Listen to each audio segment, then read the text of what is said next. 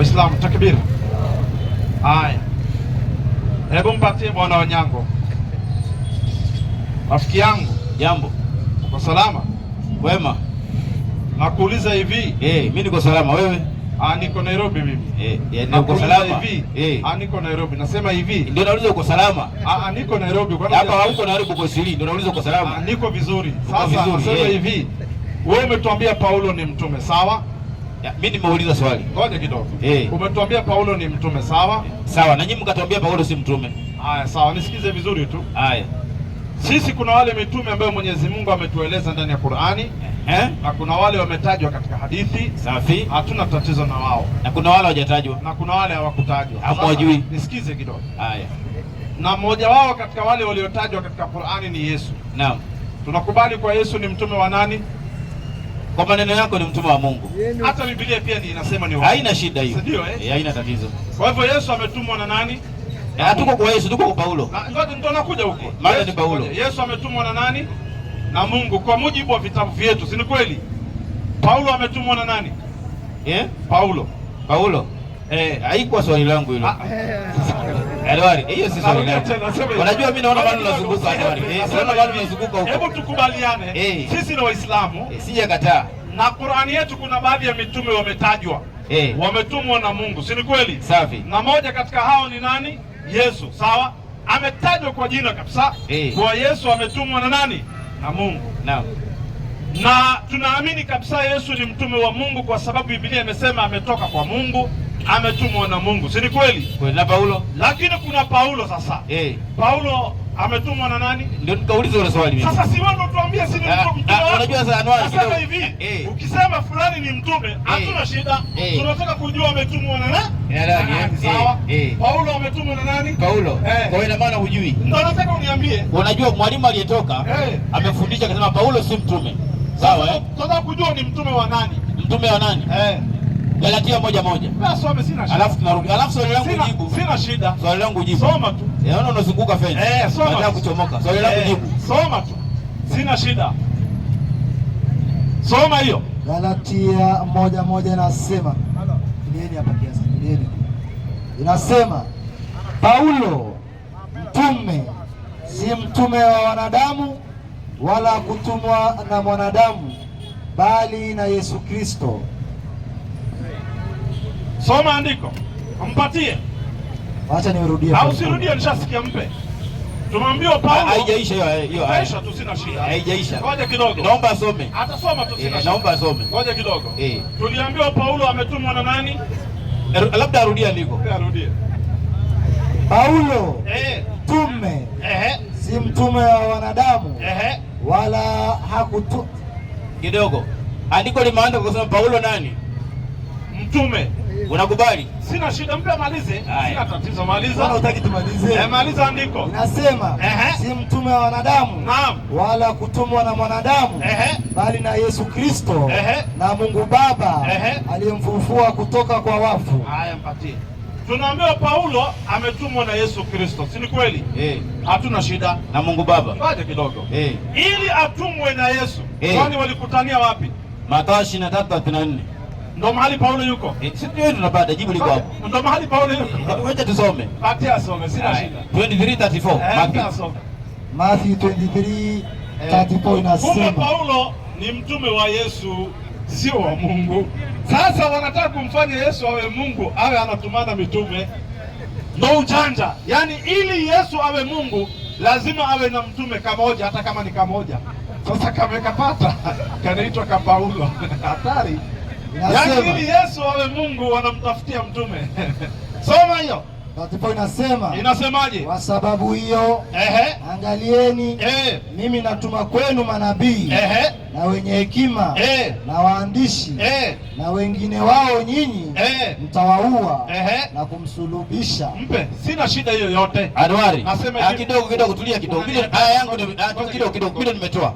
Labda unisikilize hiyo kwa nini nimetoa. Utaeleza, sina shida. Dakika moja tunaomba. Nitakupa. Kuna mafundisho nilisikia na nilikuwa nataka kuradhi lakini hatujaelewana. Na ukatoa andiko katika masala ya nini. Kwa hiyo andiko hakutajwa Paulo. Nisikize kidogo. Labda wewe umweke kwa hawaya nafsi yako. Hatuna shida nayo. Uliniambia Paulo wakati yuko njiani alisikia sauti ya Bwana Yesu, Bwana Yesu akamtuma. Si ni kweli? Hivyo ndio maandiko. Ni maandiko. Ni maandiko. Lakini katika Matendo ya Mitume. Kweli kabisa. Na katika maandiko ya Paulo. Kwamba Paulo alikuwa njiani. Si maandiko, Matendo haikuandikwa na Paulo. Sawa, imeandikwa na mtu yote, sawa, hata kama ni nani. Ni Luka. Yesu yuko njiani. Paulo yuko njiani, akasikia sauti ya Yesu. Sawa, sauti ya Bwana Yesu. Kisha Bwana Yesu kwa hiyo sauti akamtuma Paulo. Si ni kweli? Biblia imesema. Biblia imesema. Sasa wacha tumuulize Mungu kama haya maneno ni kweli. Yesu sauti yake inasikika njiani mpaka anatuma mtu anaitwa Paulo. Mpe sasa. Kabla hujamuuliza. Mpe asome kwanza. Kuna aya nimetoa hapa. Hiyo umetoa, tumemaliza. Yaani inakufa hiyo, nasieleza. Ndio inakufa hivyo. Mpe. Itakufa baadaye, itafufuka. Hii aya ni hatari. Mpe kwanza hiyo. Mpe. Mathayo 12:18. Andiko uliotoa haikutaja Paulo. Unataka kuweka Paulo kwa lazima. Sasa hatutaki ya kuwekwa kwa lazima. Huyu bwana tumekubaliana. Paulo kwa maandishi yake mwenyewe, Luka iliandikwa na Paulo. Hiyo ni kitu ya kawaida. Matendo ya Mitume iliandikwa na Paulo na Luka. Matendo ya Mitume imeandikwa na Paulo na Luka. Sasa anatingisha kichwa. Kichwa itakuuma tu bure. Nasema hivi, kwa maana maneno hayo yameandikwa na Paulo kajishuhudia kwamba alisikia sauti ya Yesu njiani. Sasa soma hiyo maneno. 12:15. Atakupa ushahidi. Soma hiyo. 12:18 nasema. Mathayo, tazama. Onyango, pole pole tunasoma. Tazama. Mtumishi wangu niliyemteua. Mpe. Mungu anatufundisha, anasema kuna mtumishi wake alimteua. Ni nani? Hajataja. Ni Yesu. Hajatajwa hapo. Mpe arudie. Hiyo ni inarifaa, nitakuonyesha. Haya, mpe arudie, endelea. Mpenda wangu. Moyo wangu uliyempendeza naye. Mpe. Nani huyo? 42:1 Isaya ndio huyo hapo. Asome, sina shida. Soma. Unajua ile andiko. Sina shida. Utaruka. Soma. Naitwa mental gymnastics. Anataka kuhepa. Msomee Isaia. 42:1 nasema. Tazama mtumishi wangu. Naam. Samani kiasi. Tazama mtumishi wangu. Naam. Nimtegemezaye. Mteule wangu. Naam. Ambaye nafsi yangu imependezwa naye. Kwa hiyo katika ile Mathayo Yesu alikuwa anarifaa kwa Isaya. Ndio hii imesomwa hapo. Kwa hivyo mtumishi anayezungumziwa ni nani? Mtumishi hajatajwa. Kwa hivyo mjui jina. Yaani mtumishi hajatajwa. Hapa Mungu anataja mtumishi. Huyu mtumishi ambaye amependezwa na Mungu. Wewe humjui jina na mimi simjui jina. Sawa? Sawa. Mpe sasa. 3:13 Matendo ya Mitume. Tunatafuta jina sasa. 3:15 sasa. Huyu mtumishi wa Mungu tunataka kumjua nani. Soma hiyo. 3:13. Inasemaje? Inasema hivi mwalimu. Naam. Mungu wa Ibrahimu. Mungu wa Ibrahimu. Na wa Isaka. Na wa Yakobo. Mungu wa baba zetu. Amemtukuza mtumishi wake Yesu. Ati nini? Amemtukuza mtumishi wake Yesu. Mpe. Huyo mtumishi anaitwa nani? Hapa mtumishi anatajwa ni Yesu. Na watumishi ni wengi. Tumekubaliana. Si mmoja peke yake. Subiri kidogo. Tumekubaliana mtumishi ni Yesu. Sasa subiri kidogo. Paulo ndiye ameandika. Paulo ndiye ameandika. Mtume wa Mungu. Tumekubaliana kabisa. Sijasema ni mtume wa Mungu kaandika. Nasema hivi, tukubaliane mtumishi huyu ni Yesu. Au unakataa bado? Mimi nakubali maneno ya Paulo. Kwa hivyo Mathayo 12:18 Yesu ni mtumishi, unakubali? Mathayo 12:18 ni mtumishi mwingine anatajwa hata kama si Yesu, sawa? Sio Yesu. Basi ni Muhammad. Si Muhammad. Mbona nakataa? Kwa nini? Kwa hivyo kuna mtumishi bila jina. Iko hapo. Unajua kwa nini si Muhammad? Sasa Mungu anasema roho yake. Subiri. Hiyo umehepa, tumeweka cancel. Sasa tunamhoji Paulo mwenyewe. Sasa naomba hivi. Ngoja kidogo.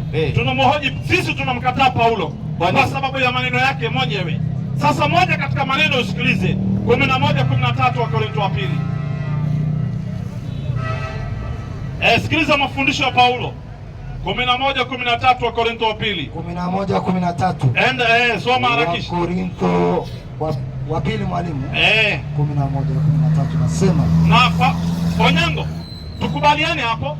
Paulo ni mtume, umekubali kwa maneno yako, unasema ni mtume. Na mimi sina shida. Ni mtume wa aina gani tutakuja kumwelewa baadaye mbele ya safari. Sasa soma. Nasema. maana watu kama hao, Paulo kuna watu anawazungumzia watu kama hao ni mitume ya uongo, ni mitume wa uongo watendao kazi kwa hila. Mpe Paulo anatufundisha maneno. Naam. Anasema watu hao ni mitume wa kina nani? Wa uongo. Wanafanya kazi kwa hila. Kwa hivyo moja katika alama ya mtume wa uongo anafanya kazi kwa hila. Mpe sasa. Nishajua mahali unaenda. Ushajua, mpe aendelee sasa. Mpe huko ndo tunaenda. Tushajua sifa ya mtume wa uongo, anafanya kazi kwa hila. Hiyo Wakorintho waliosoma 12:16 sasa. 12:16 inasema. Soma sasa. 12:16. Amesema Paulo mwenyewe mitume wa uongo wanafanya kazi kwa hila. Sasa soma hiyo. Amejitega mtego. Nasema. Lakini na iwe hivyo. Paulo anaongea anasema lakini na iwe hivyo. Sikuwalemea. Mimi Paulo sikuwalemea. Endelea. Bali kwa kuwa mwerevu. Paulo anasema kwa kuwa mimi nilikuwa mwerevu, naliwapata kwa hila. Mpe. Haina shida. Paulo alitufundisha alama moja ya mitume wa uongo, wanawapata watu kwa kufanya kazi gani? Kwa hila. Na Paulo mwenyewe anatueleza aliwapata nyinyi kwa sio nyinyi nani? Mpe arudie tena. Arudie. Sio Wakristo wametajwa. Sio Wakristo wametajwa. Alafu jambo la pili. Sawa, subiri, mpe arudie. Aliwapata kwa wakati gani? Mpe arudie. Wakati wowote, mpe arudie. Paulo ni Paulo tu. Mpe arudie. Inasema tena, lakini na iwe hivyo. Mimi sikuwalemea. Naam. Bali kwa kuwa mwerevu. Kwa kuwa mwerevu aliwapata kwa hila. Mpe. Kwa andiko hiyo Paulo aliwapata watu hao kwa hila. Watu gani hao? Subiri, tutakuja watu gani? Haya. Kwa hivyo Paulo alikuwa anafanya kazi kwa Paulo zamani.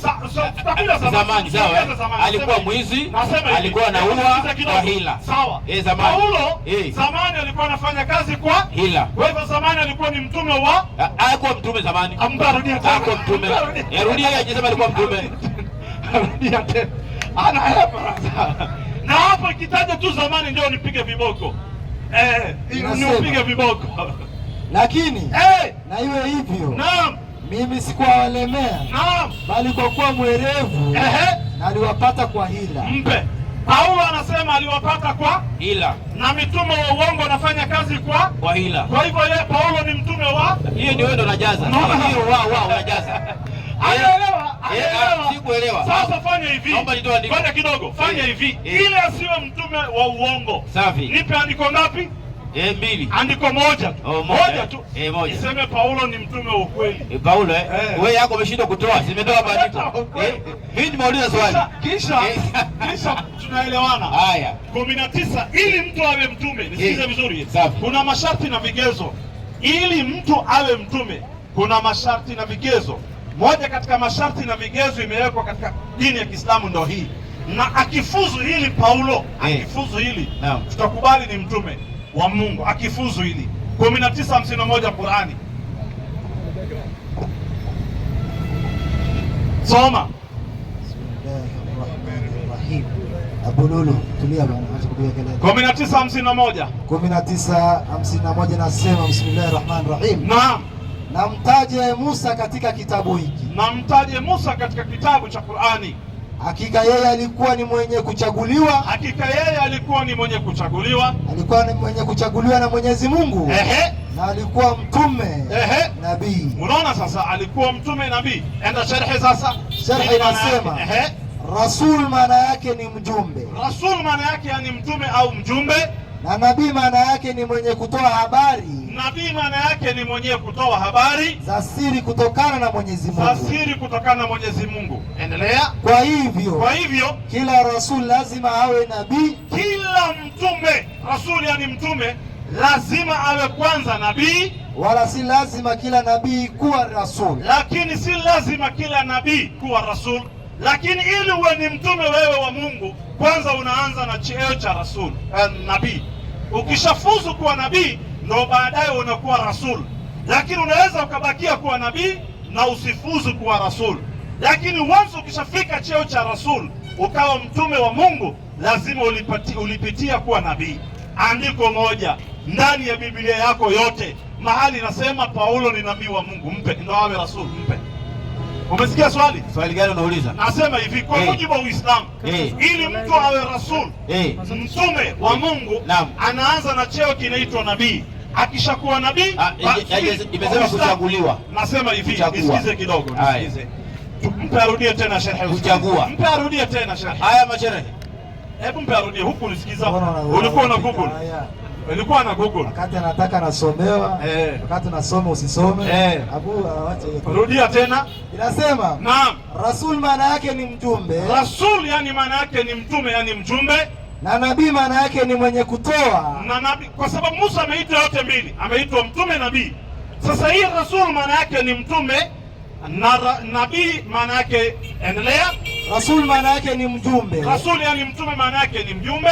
Na nabii maana yake ni mwenye kutoa habari za siri kutokana na Mwenyezi Mungu. Nabii ni yule mwenye anatoa habari za siri kutoka kwa Mwenyezi Mungu. Kwa hivyo sasa sharti ni hii. Kwa hivyo kila rasul, kila mtume wa Mungu, kila rasul lazima awe nabii. Lazima awe nabii kwanza. Anaanza na nabii ndo afuzu kuwa rasul. Endelea. Wala si lazima kila nabii kuwa rasul. Tulia sasa.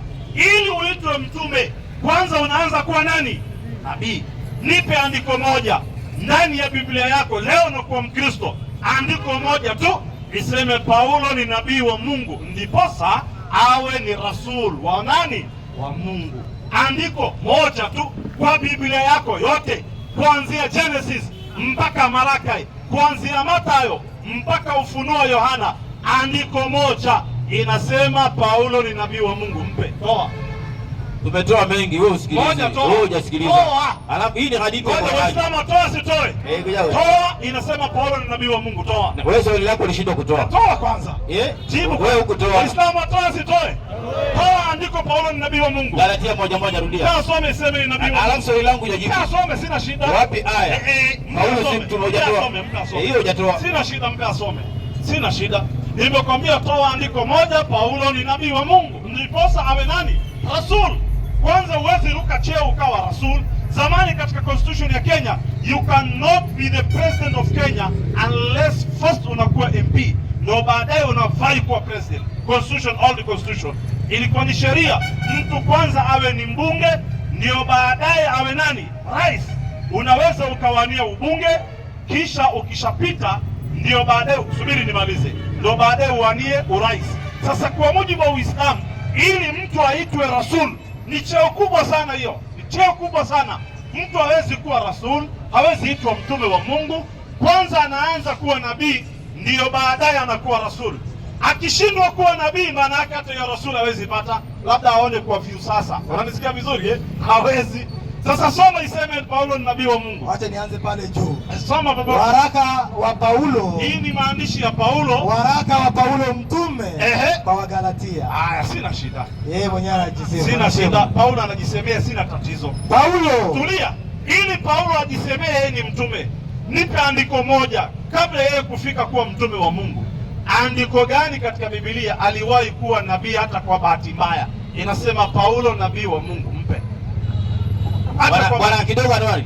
Unajua ile swali unalouliza ni la ajabu. Unajua kwa nini la ajabu? Kabisa. Maana hawa manabii wote kwenye Qur'ani, hakuna nabii ambaye Mungu anambia kwanza kuwa nabii ni wewe mtume. Wote walikuwa nabii, tena walikuwa mtume. Wote nasema hivi. Kidogo. Nisubiri nimalize. Nasema hivi. Na nimekupa fiqh ya Kiislamu. Nimekueleza haki ya Uislamu. Na katika wale waliotajwa katika Qur'ani, wale 25, wote walikuwa ni manabii na Mwenyezi Mungu akawapandisha cheo wakawa ni rasul. Wote. Hakuna mmoja hajawahi kuwa nabii. Ndio maana tunaita Adam nabii wa Mungu, ndio maana tunaita Idris nabii wa Mungu, ndio maana tunaita Nuh nabii wa Mungu, ndio maana tunaita Musa nabii wa Mungu. Nini maana nabii? Subiri. Nabii ni cheo kwanza, unapata ufunuo, wahi, maneno ya siri. Nisikize kidogo, ilham, maneno ya siri kutoka kwa Mungu. Lakini hukupewa jukumu la kuenda kuwatangazia watu. Nisikize vizuri, jukumu yeye kusimama kuenda kuwatangazia watu hujapewa. Ukishapewa hiyo jukumu ya kuwatangazia watu ndio unaitwa rasul. Rasul ni mtu ambaye amepewa jukumu ya kuenda kwa watu na kuwaelezea maneno ya Mungu. Anaweza kuwa na kitabu au asiwe na kitabu, lakini ashaamrishwa aende kwa watu. Lakini kabla aende kwa watu, kwanza anapokea wahi. ya kumuongoza yeye mwenyewe kama nabii. Akishapata yake ndo aende kwa watu. Mimi sikatai. Subiri kidogo. Sasa nabii ndo anaanza kuwa nabii, kisha baadaye Mungu anamtuma kwa watu, anakuwa rasul. Huwezi anza moja kwa moja kwa rasul bila kupitia kuwa nabii, bila kupata siri kutoka kwa Mungu. Sawa, subiri nimalize. Sasa nipe andiko moja ndani ya Biblia Paulo anaambiwa Paulo ni nabii wa Mungu. Kama iko usinipotezee time. Mimi sipotezi time. Sema hivi, Onyango, tafadhali usinipotezee time. Mimi sipotezi time. Kama iko wewe kawaida yako unasemaga kwa vile unavyotaka. Kwa hiyo maneno yako hakuna. Wewe unasemaga hivyo kama hakuna. Mimi naomba hivi. Subiri, kama iko wewe unatoaga. Mimi swali yangu ni very simple. Na nakupa mpaka simu iPhone. Na sio ulishinda kutoa. Subiri kidogo. Nakupa mpaka simu iPhone. Kama hukutoa. Nasema hivi, nakupa simu mpaka iPhone. Na nakupa kitu yote unayotaka. Nasema hivi, mpaka funguo ya gari nakupa. Nasema hivi, acha maneno mengi. Nasema hivi, narudi na kuahidi. Nipe andiko moja tu ndani ya Biblia yako tu. Kama hakuna sema hakuna. Nataka iseme hivi, Paulo ni nabii wa Mungu. Hata Paulo mwenyewe ajisemee. Mimi nasema hivi Januari. Iko ama hakuna? Subiri kwanza. Hiyo maneno iko ama hakuna? Vile unataka hakuna wewe. Ati nini hakuna? Vile unavyotaka wewe. Nini hakuna? Lakini Paulo ni mtume kidogo. Nini hakuna? Ile ambayo hakuna ni ile kusema lazima uwe nabii ndio vitabu vyote hakuna. Hiyo hakuna. Nasema hivi. Sijasema lazima uwe. Nipe andiko ngapi? Mbona unadai kwa Paulo lazima? Andiko ngapi? Moja. Inasema Paulo ni nabii. Iko. Kwani nabii na mtume tofauti? Nasema hivi, iko andiko yoyote ndani ya Biblia? Tumetoa nyingi. Moja ya kusema Paulo ni nabii iko. Galatia 1:1 soma. Inasema Paulo ni nabii. Siasome bwana. Nasema nabii. Sijauliza kuhusu mtume. Kwani mtume maana yake nini? Mtume mpe arudie tena Qur'ani. Ngoja na arudie tena. Kwa Biblia. Januari. Mpe arudie. Mada ya leo nasema hivi. Paulo yuko Qur'ani. Mpe arudie. Rudia tena Qur'ani. Wewe ulikimbia kwa mikatiri, wacha tukukimbize kwa Qur'ani. Rudia tena. Nasema Rasul maana yake ni mjumbe.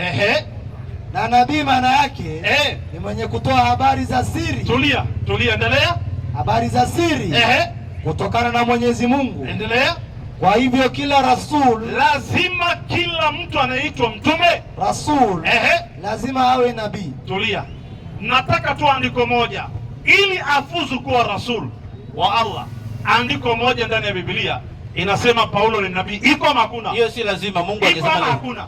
Si lazima yaandike. Parudie tena. Si lazima. Parudie. Hii maelezo ya mtu. Parudie. Ni lazima maelezo ni nakimbilianga. Unakimbilia utaki. Rudia tena. Kila mtume kila rasul.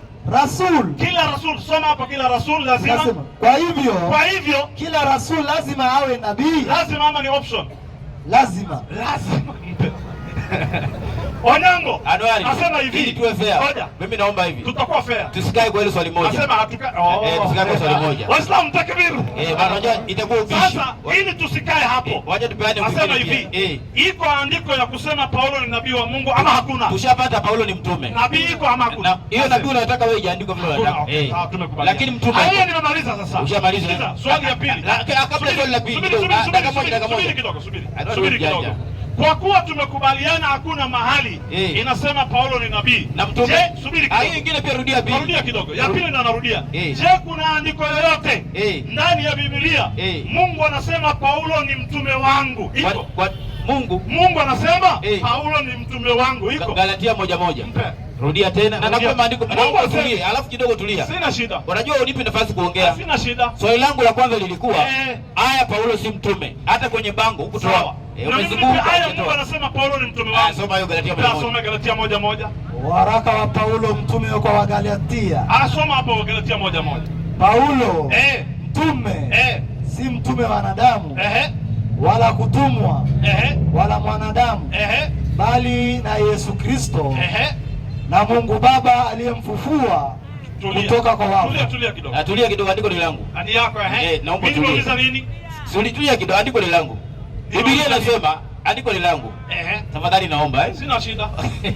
Paulo anasema, Biblia inasema Paulo mtume kwanza si mtume wa wanadamu wala kutumwa na mwanadamu bali na Mungu Baba na Yesu Kristo aliyemfufua katika wafu. Kwa Bwana Anuari. Kwa hivyo, subiri kidogo. Nakupa nafasi. Kwa mujibu wa hii aya Anuari. Sawa wale mtuma Paulo ni nani? Mpe arudie. Haya. Rudi juu. Waraka wa Paulo mtume. Waraka wa Mungu wewe. Hii ni wa Mungu. Labda nataka rudia tena. waraka wa Paulo mtume wa Paulo mtume kwa Wagalatia. Au waraka wa Mungu wewe? Hapana. Kumbe ni waraka wa Paulo, yeye ndo anaandika mwenyewe, anasema hii ni yake. Sasa subiri, mimi sijauliza ni wapi Paulo anasema Paulo ni mtume wa Mungu, sijauliza hiyo. Kama ningeuliza ni wapi Paulo anasema Paulo ni mtume wa Mungu, hiyo ingefanya kazi. Sijauliza hiyo, nauliza ni wapi Mungu anasema Paulo ni mtume wangu. Iko hakuna hiyo, hata kwa Muhammad upati. Wacha na Muhammad, iko kwa Paulo. Nasema hivi, niko kwa Paulo, siko kwa Muhammad. Kwa Muhammad taenda kesho. Je, kwenye Biblia kuna mahali popote Mungu anasema Paulo ni mtume wangu? Matendo 22:8. Sasa sina shida. Mungu anasema sikiliza habari. Sina shida. Sina shida.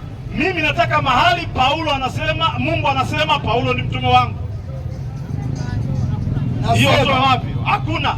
Hakuna mahali Mungu alisema Paulo ni mtume wangu.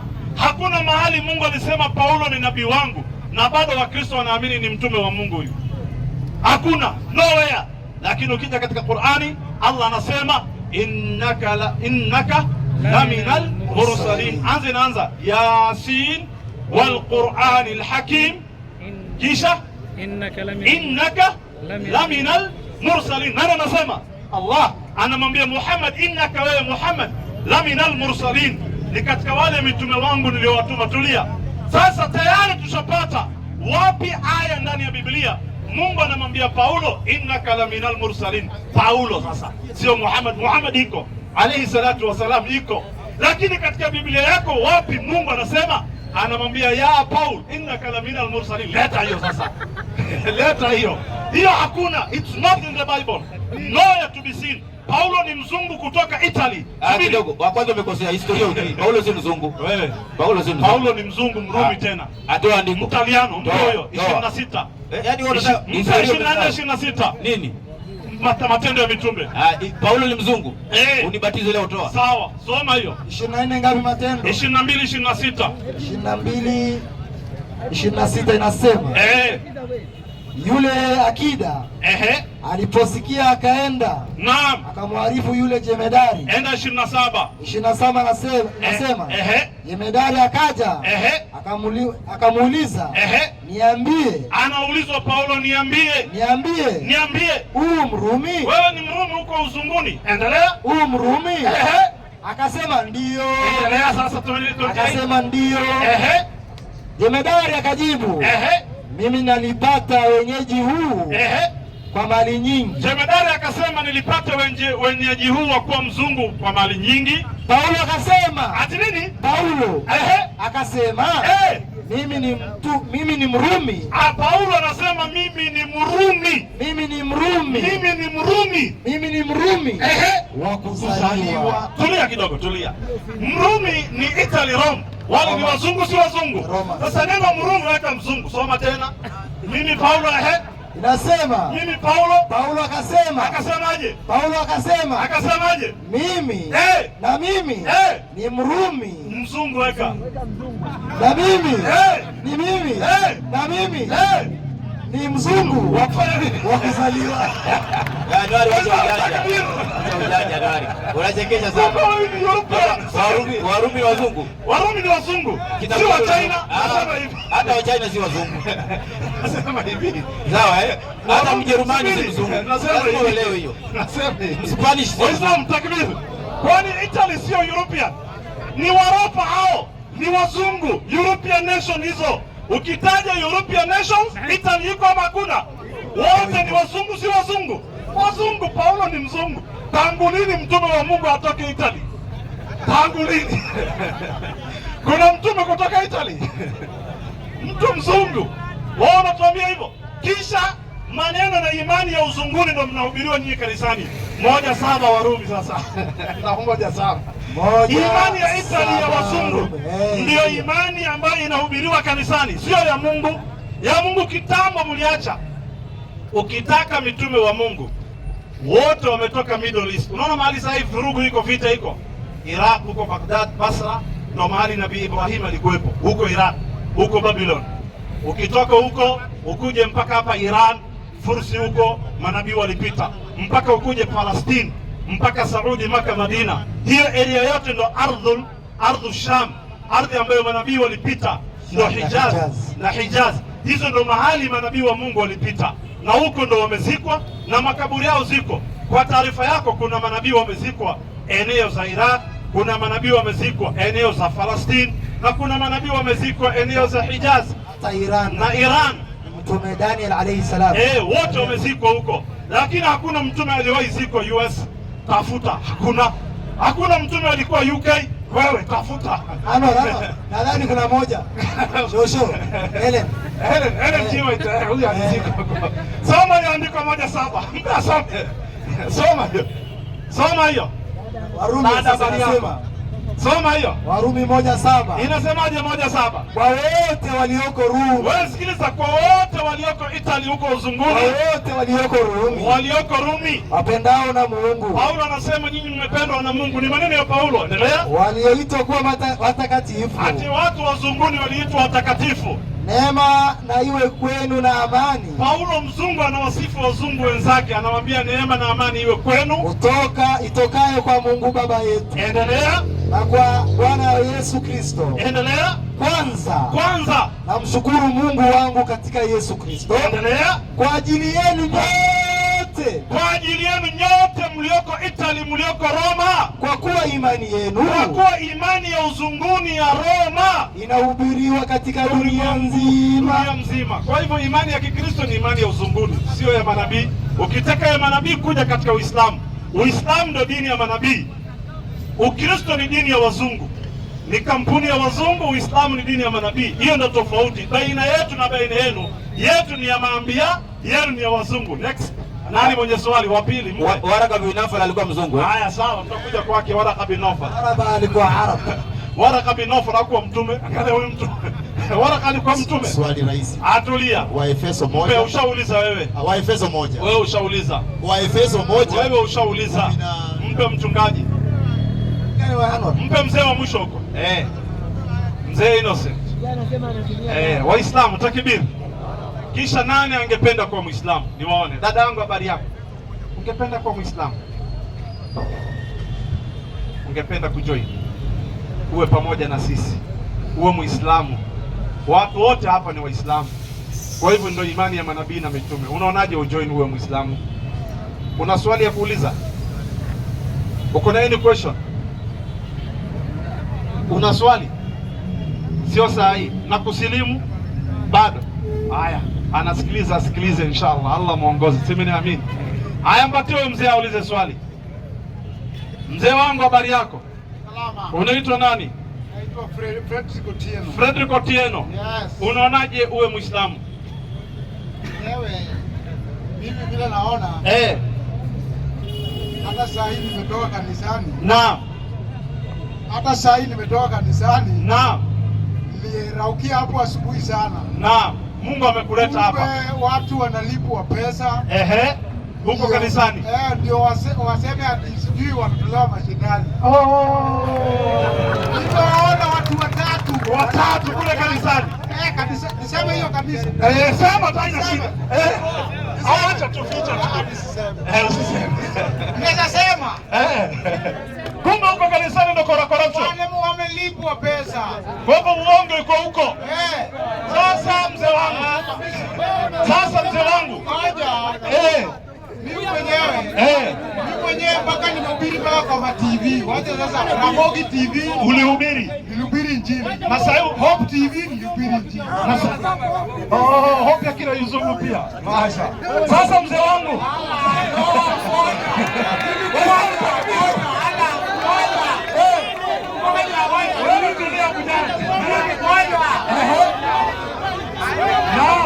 Endelea mzee wangu. Naam. Sasa mzee wangu nasema hivi, wachana huyo, nasema hivi. Mzee wangu, kwa kuwa umejua ukweli. Hebu tulieni. Ongea kwa sauti. Kwa kuwa umejua ukweli. Oya, tulieni kiasi. Hebu tulieni, kwa kuja mtulio. Shida ni bila nisema Hope TV. Ndio nimeguza msumari. Tulieni. Fanya hivi, kuja mbele kidogo, kumpatie microphone. Kuja mbele kidogo, mbele kidogo. Kuja mbele kidogo. Haya, weka kiti. Hapo mkile hapo. Haya, sasa ongea sasa. Kumpatie microphone. Sasa atoboe sasa. Sipatie microphone. Hebu kwanza sauti ya mwenyekiti naombeni. Sikiliza sauti kubwa. Tulieni. Hata kama za kanisa. Waislamu takbir. Kisha baadaye sijakuelewa. Mzee wangu, kwa kuwa umejua ukweli. Nasema hivi, ushajua ukweli? Ushajua ukweli mimi. Na uko tayari kujiunga na Uislamu? Mimi mwenyewe nilikuwa pastor. Kwa hivyo ushajua ukweli. Uko tayari kujiunga? Abu Jahl usiponyamaza na kupiga marufuku. Nyamaza kimya huko. Nasema hivi mzee wangu, kwa kuwa ushajua ukweli na umeona kule ni uongo na umeshajua uongo wao, na sisi ni Waislamu na tunakukaribisha. Wangapi wanamkaribisha mzee wetu katika Uislamu? Haya, takbir. Tulieni. Hao watu wote wamefurahi kwa vile umesema ukweli. Unaonaje ujiunge na Uislamu? Uko tayari? Niko tayari. Kabisa. Kabisa. Waislamu takbir. Haya, chukua microphone uko nayo, onyesha moja kidole ya kulia. Hiyo weka chini. Haya. Onyesha moja kabisa. Sema maneno yafuatayo, sawa? Unaingia katika Uislamu na ukikaribisha Uislamu. Waislamu takbir. Galka wuxuu dhahay waxaad sheegaysid waa run. Aniga kaniisada ka imaaday, baadiriyan ahay, diintaasi waan aadin jiray, Ramogi TV ayaa diinta ka naadin jiray, waxaa sheegaysid oo dhan waa run. Gaaladu been bay meesha ku hayaan, diyaaran ahay inaan muslim.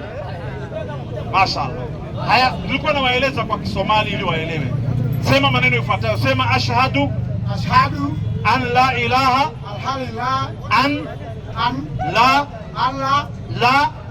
ilaha illa lahu wa ashhadu anna Muhammad Rasulullahi. Sema nimekubali kwa moyo na kutamka kwa ulimi bila ya kulazimishwa ya kwamba hakuna Mungu apasaye kuabudiwa kwa haki isipokuwa Mwenyezi Mungu mmoja tu. Na nimeamini ya kwamba Muhammad ni mtume wa Mungu. Na nimeamini ya kwamba Isa Yesu ni mtume nabii wa Mungu. Bas, Waislamu takbir. Ushakuwa Muislamu. Waislamu takbir. Ungependa jina gani ya Kiislamu? Ismail. Waislamu takbir. Anaitwa Ismail. Sasa simama kidogo, waambie wale wa Kristo wachungaji bye bye. Waambie bye bye. Waambie bye bye. Waambie bye bye. Waislamu takbir. Haya, njoo tufanyie dua moja. Njoo haya. Sema Abu Jahl bye bye. Abu Jahl bye bye. Haya, kuja upande. Haya, mwite hapa sasa. Waislamu takbir. Haya, kuja hapa. Nataka utufanyie dua moja. Unaona mzee wangu? Kuja upande, kuja na microphone, kuja na microphone. Mpe microphone, kuja hapa. Mzee wangu, njoo simama kwa jambo. Wewe tayari Mwenyezi Mungu amekuteua na amekusamehe madhambi yako yote. Tuombee kitu moja tu, sisi sote hapa. Wewe pamoja na sisi, tuombee kwa Mungu, useme Mungu, sisi sote atupatie janna. Sawa eh? Sema Mungu, tunakuomba sisi sote, mimi ni mja wako, nimejisalimisha kwako, waliohudhuria hapa, na wale ambao hawako, ya Allah, tupatie janna, tupatie paradiso, tusamehe madhambi yetu, tusamehe makosa yetu, tukubalie saumu yetu, na ututie katika janna yako. Amin ya rabbal alamin. Mashallah, takbir. Tupatie kiti akae pale. Waislamu takbir. Haya, kaa pale. Haya, Abu Jahl mchungaji atatoka. Ameacha kondoo. Tena anahubiri Hope TV. Hope TV ni yenu nyinyi. Ayaga askana kuwas. Hope TV wa kanisa dola. Waxay laga leeyahay kanisa dola. Hope TV ni yenu. OTV ni yenu na mtu ashatoka. Kanisa la ukasoma. Pia haya ukasoma. Takbir. Takbir. Hajasema amehubiri hivyo lakini amesema walikuwa wale walikuwa wamepeana pesa kufanya miujiza. Walikuwa wanafanya miujiza huko na ni mchungaji na mhubiri Ramogi TV. Ramogi TV ni TV ya Kijaluo, inajulikana na ni TV ya kina Onyango ya kina hawa. Hii hawa. Na jamaa ametoka huko. Waislamu takbir.